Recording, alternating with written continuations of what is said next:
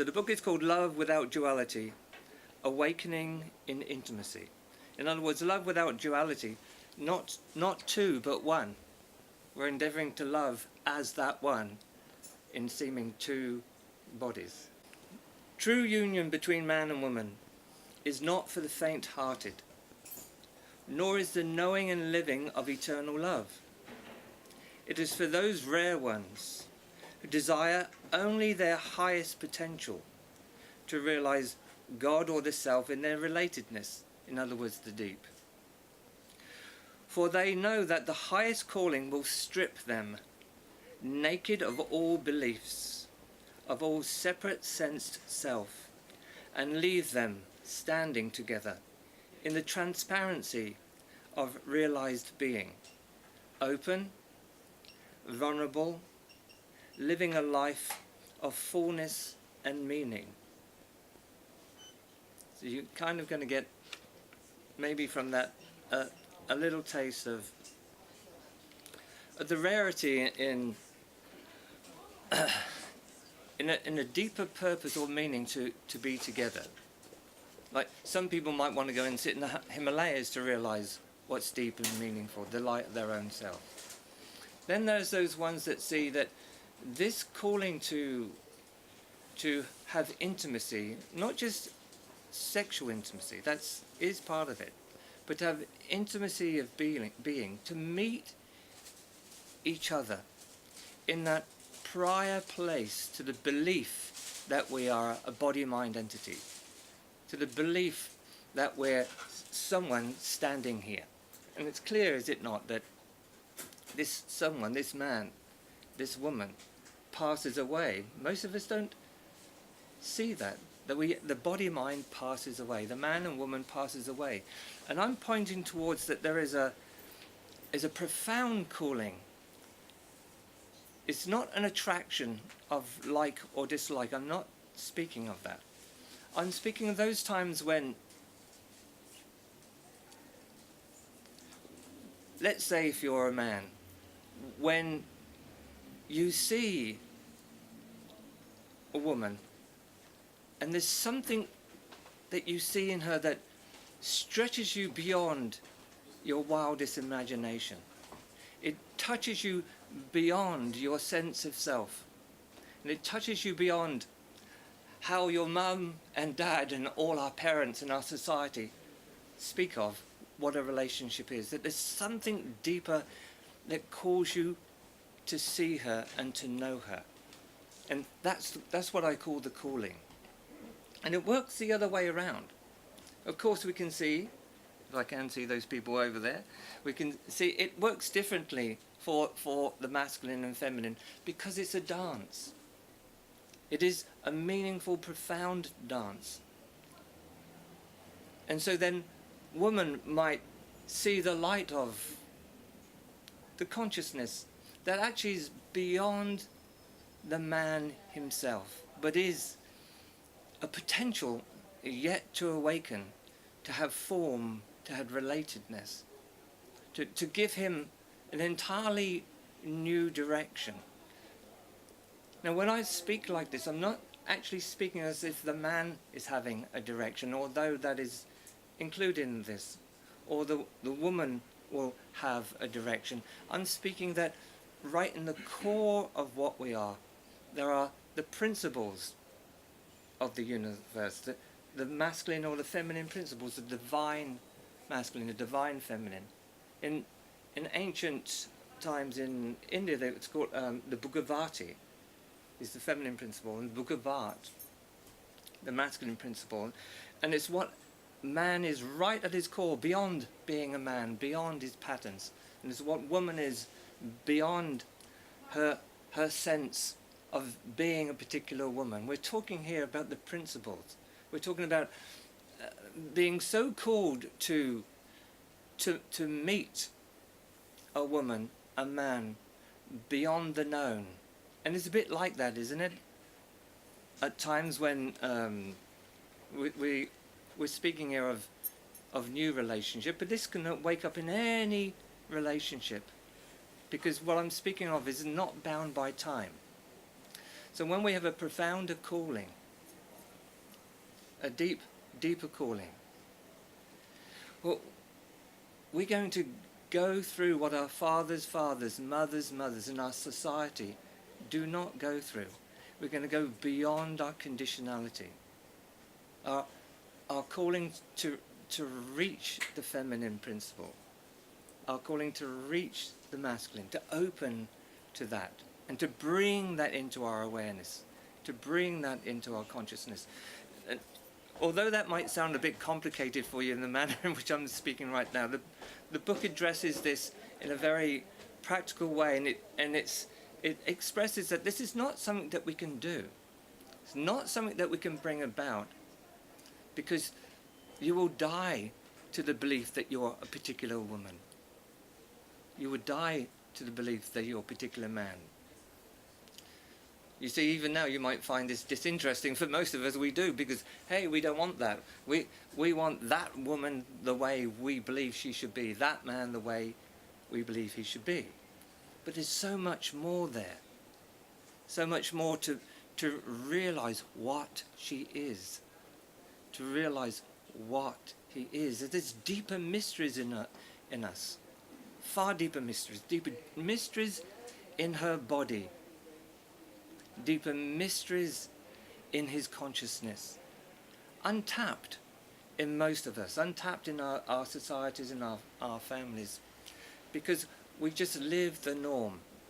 We are maybe in the beginning we have this calling that there is this spark of something within my heart for her. There is this spark of something much more for him. And there is this openness, this brightness, this love that moves us to move towards each other.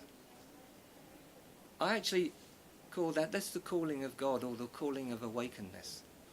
That's the deeper mysteries of what we are, endeavoring to have form and expression up into the surface,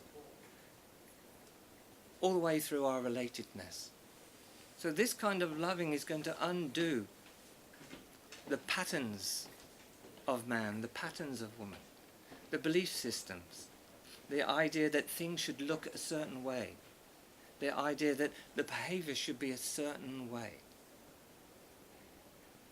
As we've just seen in that opening, it strips away all the illusions that we have any control of this love, that we have any control of ourselves or of the other. That this kind of calling takes away all the masks, all the false concepts, all the usual stuff that we live by, and we just live the pattern.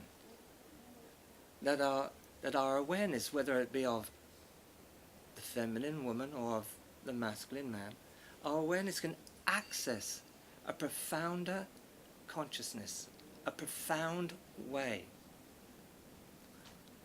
that can come up, all the way up into these bodies, all the way up into this intimacy, this into me see. And an entirely different power begins to live through our hearts, through our intimacy, and into our lives. We enable the mystery to move. It can be quite shocking for the mystery to move, because often when we have such a deeper connection, then our old way is to move that deeper connection for our particular sense of self. And that's what dies in divine love. What dies is this connection with each other. It's not for our sense of self,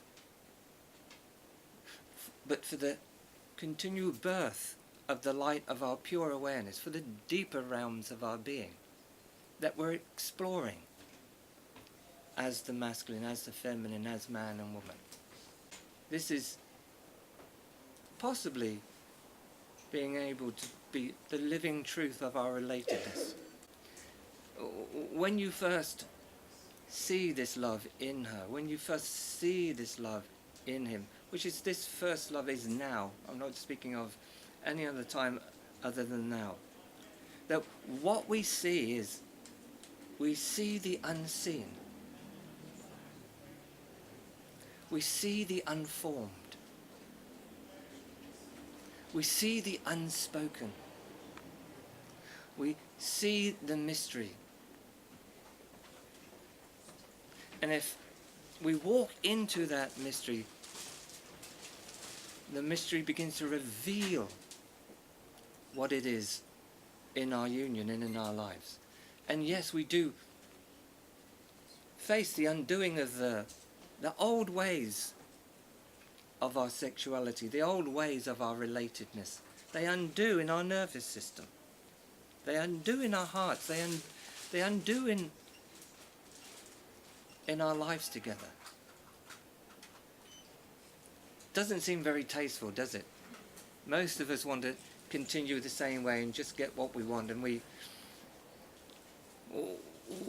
die an unfulfilled life, because I'm endeavouring to express the calling of being together in intimacy is to stretch ourselves beyond this belief that we're limited, that there is far more to what a man is in his unseen levels, far much more within the woman. And the daring to reach into that mystery, to bring that mystery alive. So this book goes through many of the ordinary things that we encounter in our relationships, that often we fight each other as if man is over there and woman is over here. But how about if both the masculine and feminine is within your own soul, within your own being? And so that makes the seeming other that's over there actually in here. And I explain this in the book, how this comes about, that what we really want in our intimacy is not so much what's outside. We want to know she moves within.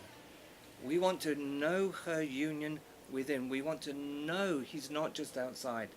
We want to know that we're far more than just a time space. That there is this potential to actually meet deeply within. And the deeper levels then move. Again, most of our attention as men and women is just on the surface life. It's never in our deepest mystery. We live for our worldly sense, but very rare do we live for our divinity in our relatedness. And so there's so much more that the book speaks of. It goes through many things, many situations that men and women encounter as they begin to drop this idea that they are body minds. That intimacy is actually into me, see, including the old ways, including the sense of self that will come out, as we know, if we do. That so much comes out of woman, so much comes out of man when the wedding is over. But when the wedding is over, as it were, that's when the deeper potentials begin to live and begin to be available. That's where it is. You know, I was just walking in the Westfield shopping centre just over in Shepherd's Bush today, and there was this huge sign that I took a picture of inside, and it says, "When there is difficulty, you know you're doing well, the new is arriving." It's very much like that. So what we do, we fight each other in our relatedness. If we could just learn to open, learn to reach inside each other's heart. This is what the book speaks of. Within us, we look at each other as if we're just body minds, but really when we're really in the loving, we're reaching into the metaphysical depths of ourselves. This is just the skin of the outer expression. But every man yearns to reach woman far deeper than just her body, far deeper than that. He wants the mystery that he sees to speak to him. He wants to feel it in the kiss. He wants to feel it in the hands. He wants to feel it living. He wants so much more than just the surface of her. He wants the utter openness of her. And it's very much the same way. So what I've portrayed in this book is that love without duality, this kind of intimacy, is not just about you having good times on the surface. It's about reaching the deeper mysteries, the unseen levels that you saw when you first met, that you saw when you first tasted. But often we taste the sweetness of our love together. But often what we don't know is, when that love is tasted, that love undoes the surface to remake the surface. So very much in the book we speak about the remaking of the body-mind, the remaking of the life, from the deeper dimensions that we're engaging, and then the unseen begins to be known and revealed. The unspoken begins to be spoken of. This is the greater mysteries that are in the book. So much more than just a surface life, but a divine living of intimacy,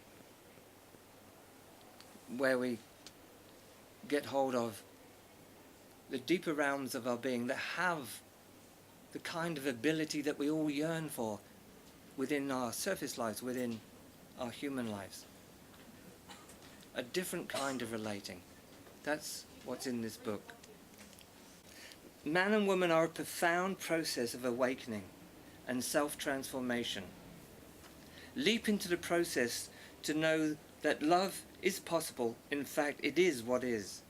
Allow the process to move through you and awaken to the no-process love. When you let go into this kind of loving, you are no longer about being old together. You are no longer about using the old ways together. You walk into the new. It doesn't matter how dangerous it seems. It doesn't matter how frightened it might be experienced within you. You walk hand in hand to the new. The new together is a recognition of what you are entering into. That you're not just a man and woman, but there's so much more of the light that you are walking into, the unknown. The fear is there only because you're walking into the unknown and not into the familiar. That you are moving together into a new place that will come in to intimacy and into form. This place here makes it possible from the depth of your divine beingness to have form. For that's what this life is about, to reform the surface from the deeper levels of realizing who she is, who he is, that we are actually the same one. When you get to awaken to and know from here what you cannot know when you are in that old place, then the whole life becomes saturated with the simpleness and the sublimeness of what is now being met and loved between the two that is now becoming one. You'd have to enter the book, which I don't fully have time to get across. Yes, but what I'm speaking of is if there is no other, then why would you fight? If there's no other, then the book speaks of opening. Because if you look and you're a man that's called to a woman, and here I'm speaking of in a really deep calling to really meet and discover what she is, because you're knowing it within your heart, then you want to meet what she is in you. You want, because here it is. Here it is, yes? Yeah, yes. Isn't that the non-dual? That's exactly what I'm speaking of. Right, but then what's going to happen is, as you go towards meeting her, and you really go towards meeting her, and you may meet in a deeper place, I'm saying to you, to all of us, is that opens these old ways. That suddenly our patterned sense of self spills out. So the book speaks of the balance and the harmony that's needed to be able to walk in to this deeper place whilst all hell is letting loose, all the old ways undoing, because we're so familiar with how we should live and what we expect for each other. Would you say, therefore, that the only value of the other is as a means of access to the non-dual? I would say the value of the calling is to realize that actually all is love, and that the value of love is to realize the deep and the profound, whether you want to call it non-dual or not, that there is no other. And I'm also endeavoring to express how that can be known inside, so that when, in this case, man and woman are so deeply connected that we lose all sight of the need of expectation. We lose all sight of the need for goals. We actually lose all sight of the need for a future together. That's quite a big one for man and woman, isn't it? And so then we stand naked in the here and now. And I further say that standing naked in the here and now, what is one in us seemingly two, begins to move through both our hearts, both our bodies, and we begin to see and know the sweetness of what we actually are. And in the loving itself, we disappear where there is no other. And hey, you come back up into the senses, and there is this seeming other, but known inside, this intimacy. So this is the way I'm speaking of, is in terms of the non-dual opening to what he or she is within your own intimacy. You discover love. You discover it is already here, and it's the ones that's listening to these words now. You discover what truly is. That your awareness no longer is just attached to being a woman, to being a man. That's still moving from this deeper place that you're reaching into. Yes?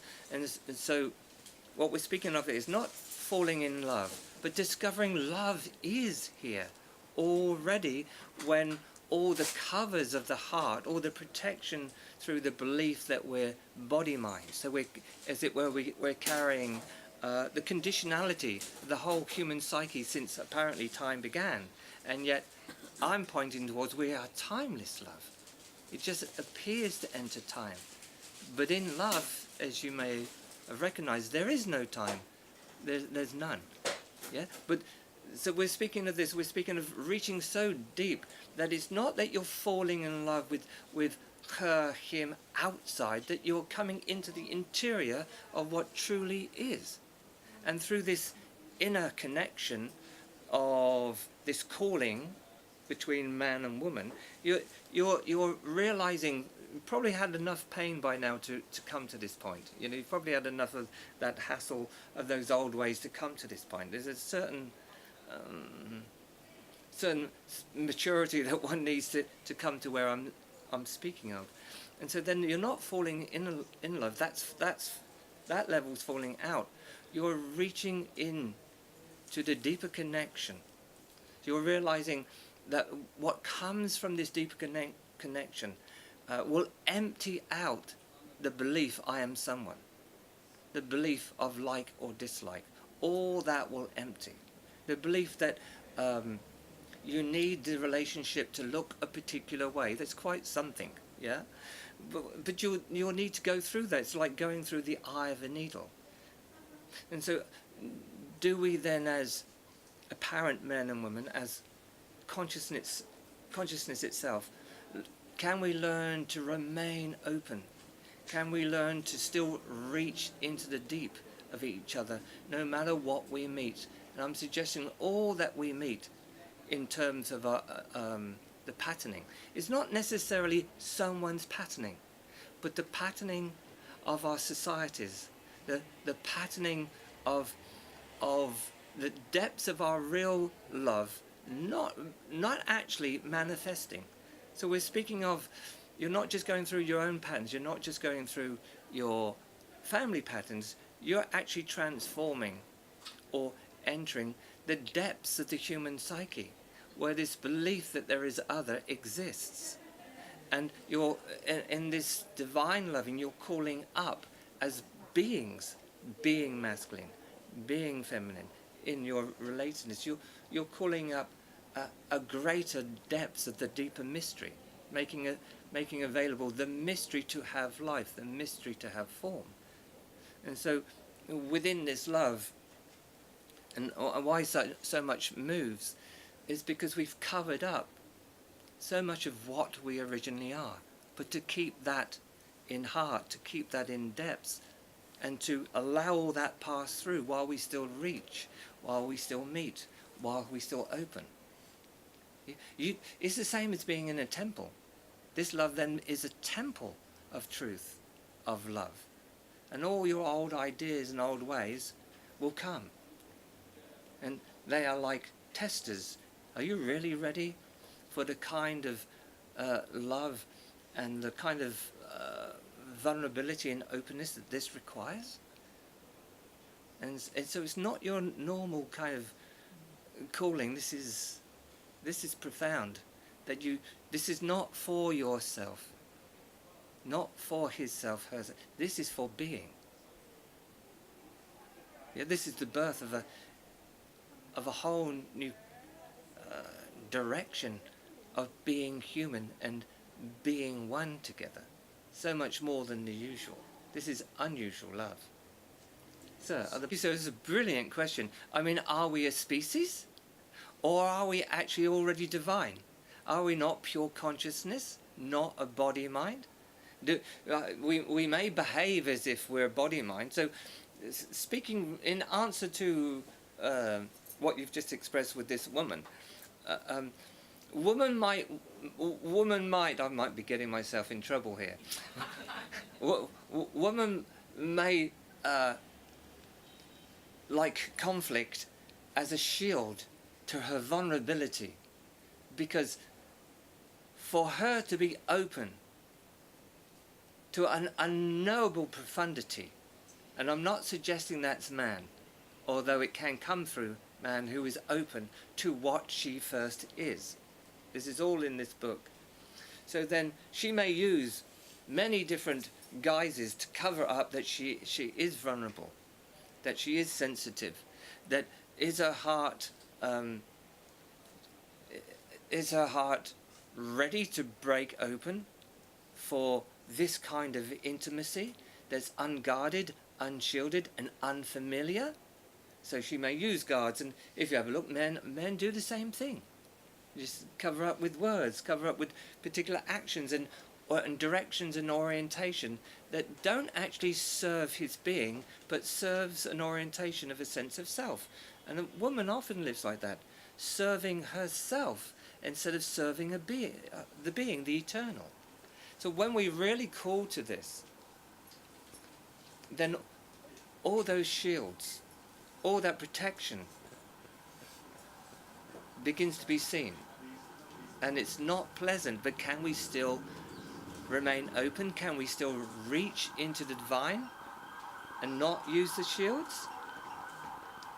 And so that there's much here that is possible. And to accept what comes out of her, to accept what comes out of him, not as if it is someone, but it's the conditionality of the lack of the love of what we deeply are, not yet surfaced, and yet it's here in us. So this is what this speaks of. Thank you all so much for coming to this short presentation. Thank you. Enjoy the book if you buy it.